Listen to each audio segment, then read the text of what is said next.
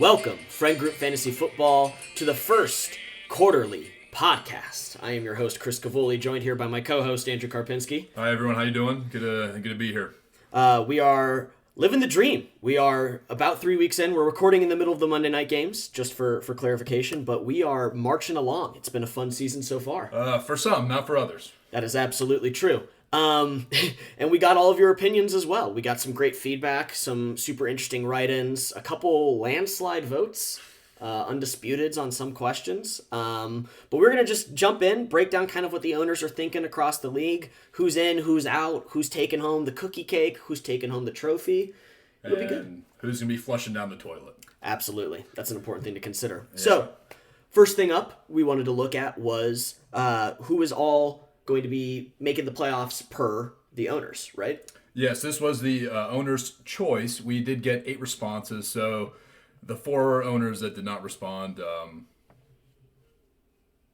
what the heck? But yeah, no, rude. Absolutely rude.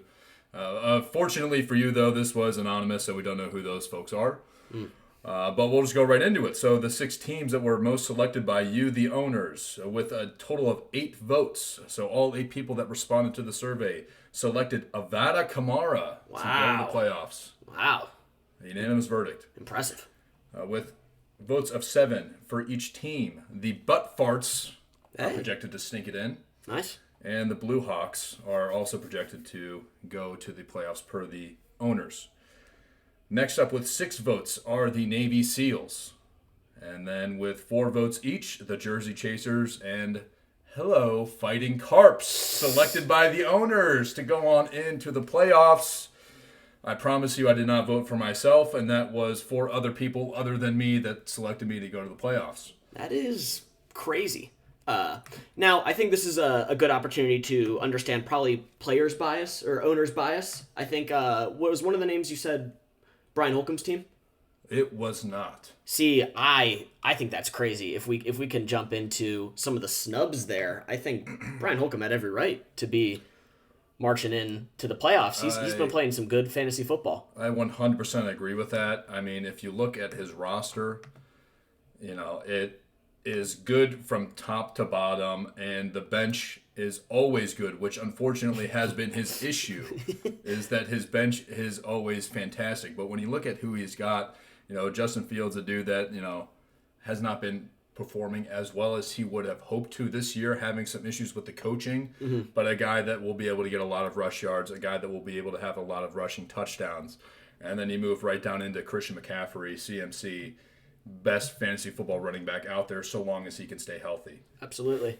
Yeah, I can hear the counterpoint now. It's you can't lose games in fantasy football and still win. That's a Trent Dilfer classic. Yes, 100%. And he's 0-2. About to be 0-3. Right. So he's got an uphill climb ahead of him. Nothing that I don't think he can recover from, though, especially with a 16 playoff. Absolutely. 16 playoff is critical. Folks, Brian has the highest points against by a mile. It is not even close.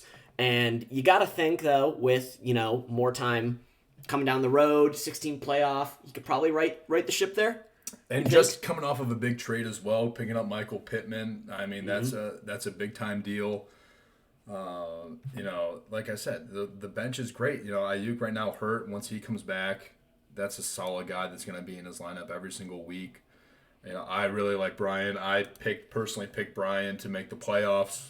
Wow. That's right, Brian. I'm cheering for you, buddy. I did too, Brian. We're big fans. Yeah, we're big fans if you haven't noticed. And, we really like it. I don't know why the rest of the owners didn't like him very much. Circling back to the top, the upper echelon, the undisputed, the Avada Kamaras, Joey's team. Looking good. And everyone feels the same way, huh? I mean, it's hard not to feel that way. I mean, I get feels just looking at his lineup right now. I mean, Double J. I mean, it's tough not to have a good team when you got Justin Jefferson in your lineup, especially paired with T.J. Hawkinson, who's obviously one of the best tight ends in the league, especially considering fantasy value. Absolutely. And to think with Alvin Kamara coming off suspension, for those who don't know, Alvin Kamara was suspended for assault. But he'll be playing football soon. That's cool. He'll be kicking He'll be butt. assaulting guys on the field instead of off of the field. And that means fantasy points. Yes, and that it means more fantasy points for Joey. So looks like his team's trending in the right directions. A couple guys being out, but he's still right there. Yeah, the only problem I'm going to see with Joey is that he's going to have a couple rough weeks with buys coming up, considering that he has 2 starters on the Minnesota Vikings and 2 starters on the Seattle Seahawks. Mm-hmm. So that those are each weeks that he's going to be without 2 of his starters. He's going to have to throw some guys in off of his bench. And his bench right now is nothing to be really excited about. For sure. That's definitely something that he's going to run into. But again, Justin Jefferson, DK Metcalf, Tyler Lockett, TJ Hawkinson, and Jalen Hurts at quarterback is a really, really good lineup. Absolutely. Now, segueing off the point about, the bench, a lot of guys have been making a lot of waiver moves, a lot of ads, at a lot of drops. No one more so than the league leader in moves and waiver activity last year, the Navy SEALs, Dan's team. 7 moves already. Yes. A squad bolstered by the waiver wire, to say the least. He was also projected very highly by almost everyone, I think, to be making the playoffs. And it's no surprise that owner Dan Samedi is making a lot of moves. That's what he does. That's what keeps him relevant year in and year out. He's the one that is putting in the work. He's the one that is making sure to get those waiver picks and to make good use of his waiver picks. Absolutely. Puka Nacua has entered the league, Yeah.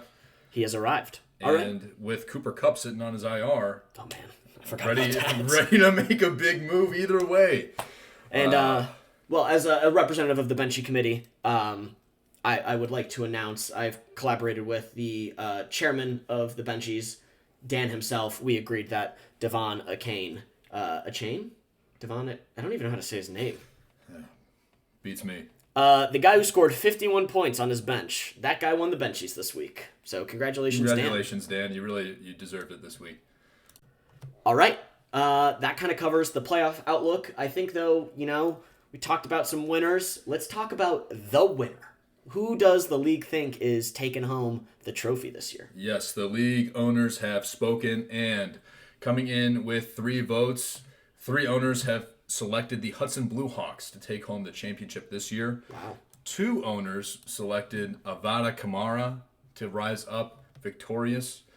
And then each receiving 1 vote were the Navy SEALs, the Butt Farts, and the dihydrogen monoxides. Say it ain't so. Brian Holcomb getting a projected winner vote. Yeah, no, I think a lot of similar names. It's not surprising to see Joey, running away with that poll again, huh? Yeah, not at all surprising to see Joey coming up on top of that poll as well. Yeah, just looks like a boys club for the projected winners from the owners. Yeah. All right, well, let's move on to the toilet bowl. Who might be flushed this year? Unfortunately, the leader in the predicted toilet bowl is one of our rookies, death by 1,000 punts. That's and it's no surprise looking at that roster. Let's take a look. Yeah, Deshaun Watson.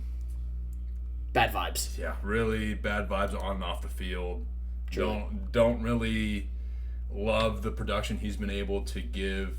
Both for the Cleveland Browns and for death by 1,000 punts. Absolutely. And I think, a lot of the downward spiral comes from a Nick Chubb injury going on the IR. As we know, his knee turned into a literal pretzel and exploded on the football field. He'll be out for the year. Now, fair, you did lose, one of your best running backs. At the same time, there's the waivers were live last week. There was a lot of guys to add, drop, consider. I think the move for Jerome Ford was kind of out of necessity just to get another, competent RB in that RB2 spot. Did cost her Michael Pittman, but if the bench can hold the line, maybe there's a chance, but it does look like this roster is trending down. Yeah, it absolutely does. And unfortunately, another big injury, not on the death by 1,000 punts squad, but for that squad, and Garrett Wilson was Aaron Rodgers. Oh, Obviously, Garrett Wilson's supposed to be one of the top wide receivers in the league this year. absolutely. With Aaron Rodgers throwing the ball, unfortunately, with Aaron Rodgers being out for the year, Garrett Wilson's stock went way down. Same thing, we already talked about Justin Fields already today. With DJ Moore in there, we would have thought, and myself included, would have thought that he would have been a fantastic wide receiver 2 option this year. He's doing okay, but not the numbers that we were hoping for out of him. Unfortunately, for death by 1,000 punts, it's going to be tough.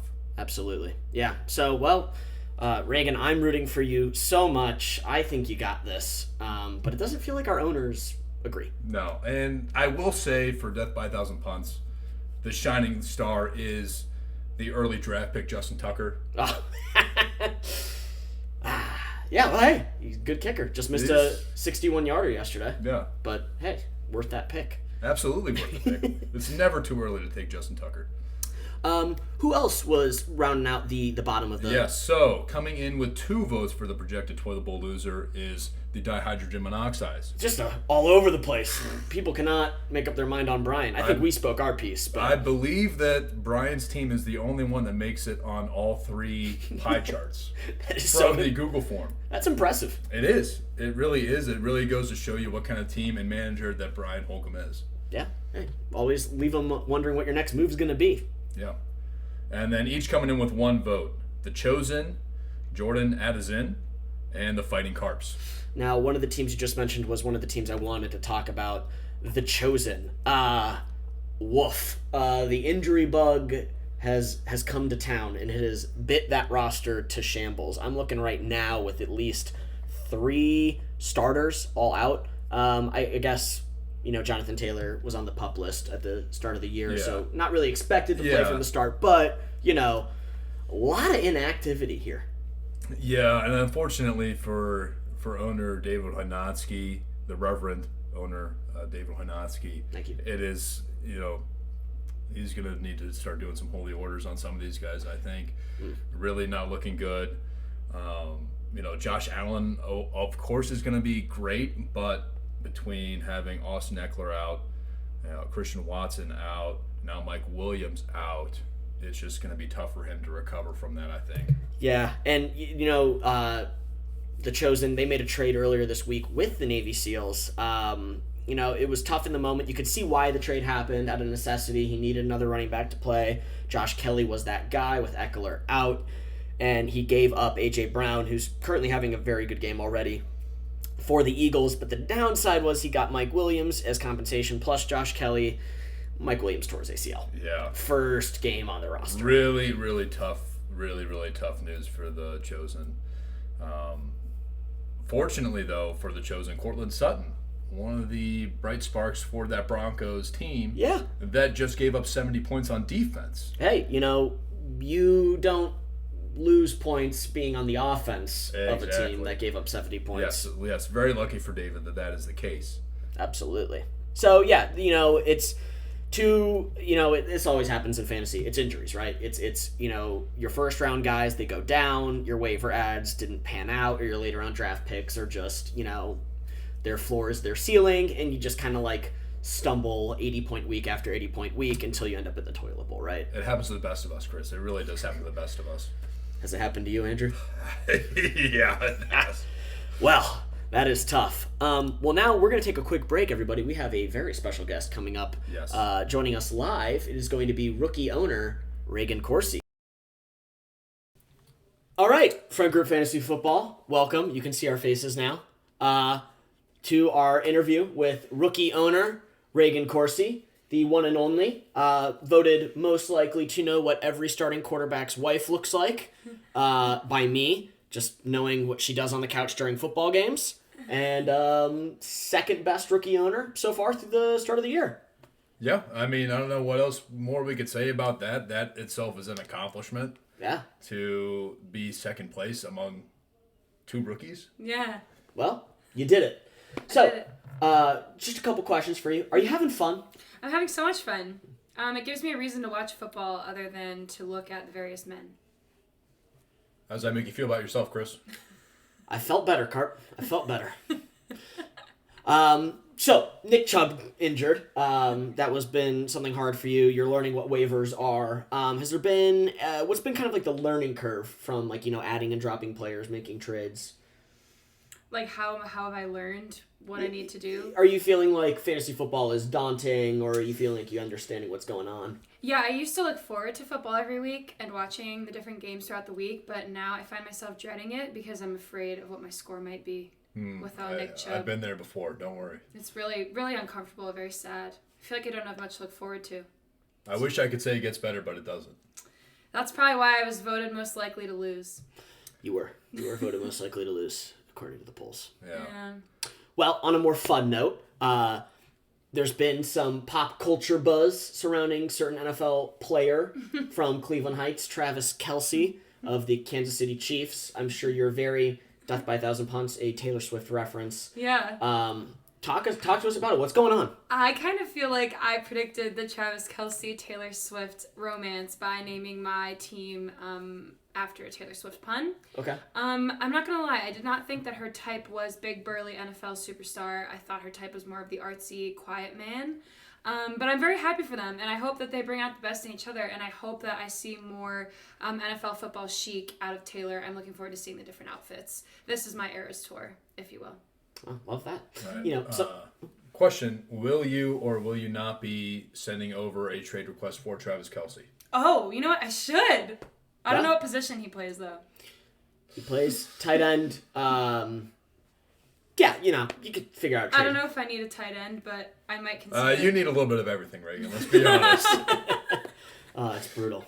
I guess, so those are, I don't know if you have any more questions for our special guest here, Andrew? You know, I don't know if I have any questions. I just want to say, you know, on behalf of the league, welcome. You know, we're very happy you're part thank of the you. league, and we hope that, you know, your season gets better. Thank I'll say you. that. Me too. Me too. Do you have any questions for us? Any feedback on podcasts or fantasy football recap videos?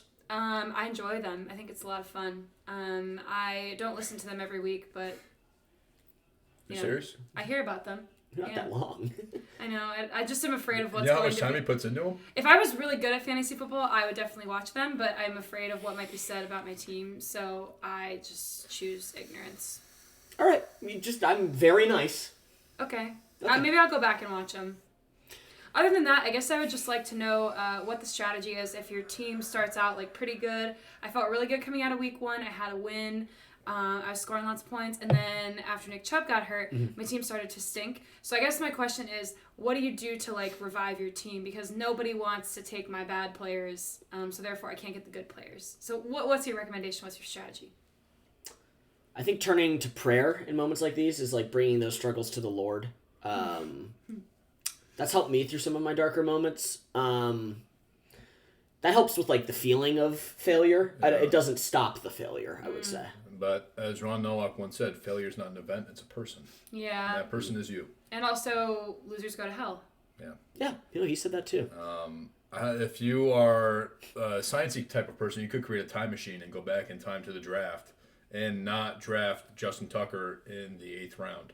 I thought my team was pretty good. I won the first week, so I don't remember. So did I. I don't remember who I beat. I don't remember who I beat, but I beat somebody. Did you beat David?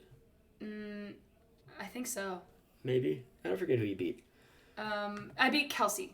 Oh, The okay. other. That's right. She's not a rookie. Is No, she? she's not a rookie. But I beat. She's a league Kelsey. veteran. Yeah, I beat Kelsey week 1, and I felt really good about it. And then it was just a downward spiral from there. Well, good luck. Thank you for taking the time today. Yeah, thanks for joining the show. Thanks. We're really happy to have you on. Thanks. Appreciate your time. I would love to be a guest in the future. We'll see about that. All right. Thank you very much to our special guest, Reagan Corsi, for coming on the pod.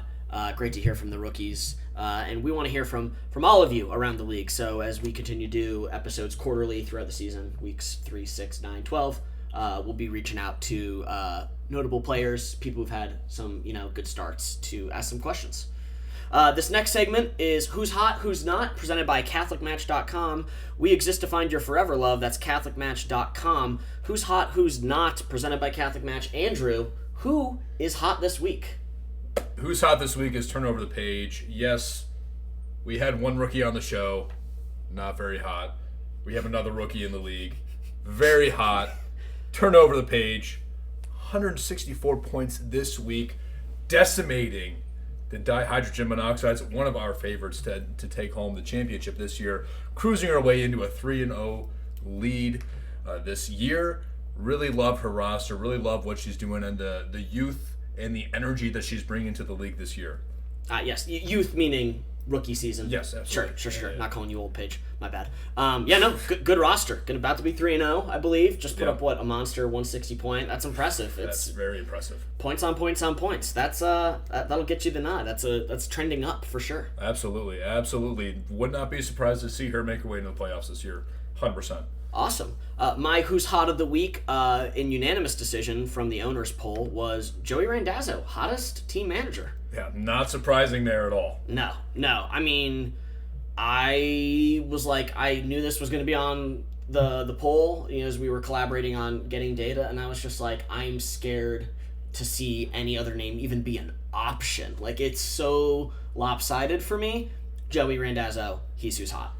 The reason there wasn't another option is because there really isn't another option in that question. Yes. There is one answer, there is one goodness, there is one truth, and that is that Joey Randazzo is the hottest. Hot.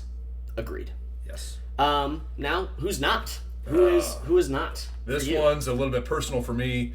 Who's not is the Fighting Carps. Another really, really tough start to the season this year. Yeah. Really don't love where we are looking at as far as everyone on our roster. Really, I will say I'm excited about Jordan Love and the youth that he has added to our team. For sure. But everyone else is not really looking good at all. And it's going to be another long year for the Fighting Carps. And I want to say this diplomatically. I want to say this with kindness. The owners poll saying you were projected to make the playoffs, it felt like there was a level of bias of, your championship run, because that team was sick. Yeah, it was. Maybe playing into it, because when I saw the 4 votes, I was like, I don't think people really looked at his roster. Yeah, I definitely don't think people could have looked at my roster and picked me to make the playoffs. But again, thank you to those that did pick me, those 4 brave souls that did vote for me. Thank you for that.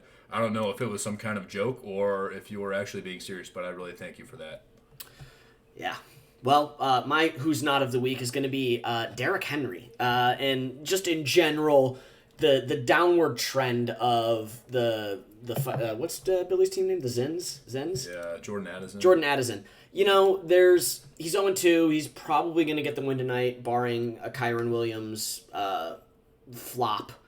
He needs 6 points to beat Jen. So it looks like he's going to get over the hump tonight, get his first notch into the win column. But just looking around with Joe Burrow being hurt, honestly, the roster is not particularly injured, I don't think. I'm not seeing a lot of outs. I see Deontay Johnson on IR. It's just Josh Jacobs regressing. It's just Derrick Henry being 30 years old.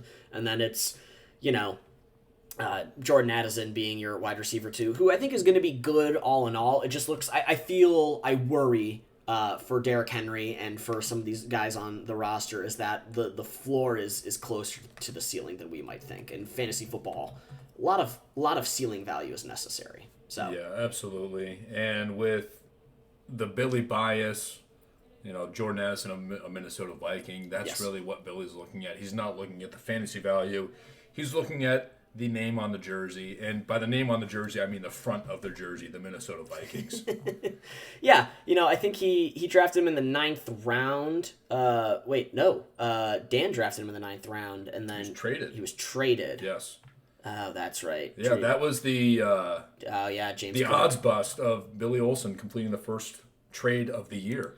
That's right. I forgot. Did not do my homework on my Who's Not section. I think Billy's team is live. I don't think it by any means is going to lose a toilet bowl, but it doesn't feel like it's going to be punching into that upper echelon to pull off a championship.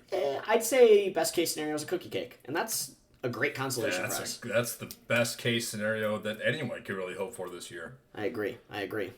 All right, well, that wraps up this week's show. Thank you, everyone, for listening. Thank you, Andrew, for being here. Absolutely. Always a pleasure, Chris. Absolutely. Well, good luck to everyone going forward into Week 4. We'll be back with fantasy football recap videos for Weeks 4 and 5.